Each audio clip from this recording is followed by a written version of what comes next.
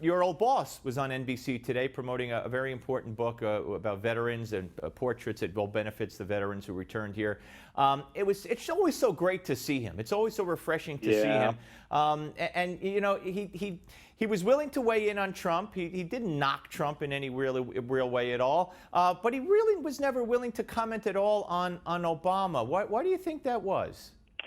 I don't know. I'm not sure how to take what he said. He was giving his principled answers to questions about freedom of the press and things of that nature. And, of course, in this environment, everybody will take that as a reflection on Trump. But, look, the two of them are very different people, cut from very different cloths, and it doesn't surprise me if they have different styles, to put it that way, of how they approach the world.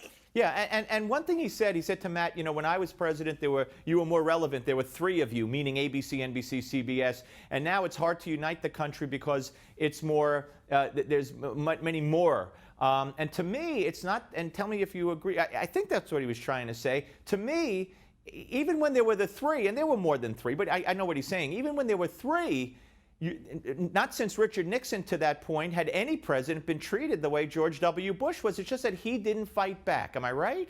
Well, you know, that was the last era where the anchors on the three big networks were household names and people knew who they were, and they still largely kept the attention of the American people.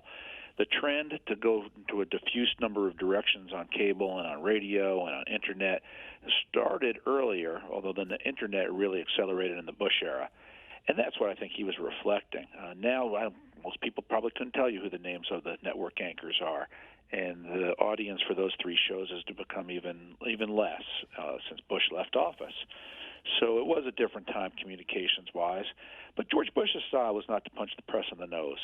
He didn't mind throwing some elbows under the boards. You know, I remember famously when George Bush walked out to Marine One holding the book Bias tucked underneath his arm for all the press to see as he boarded Marine One.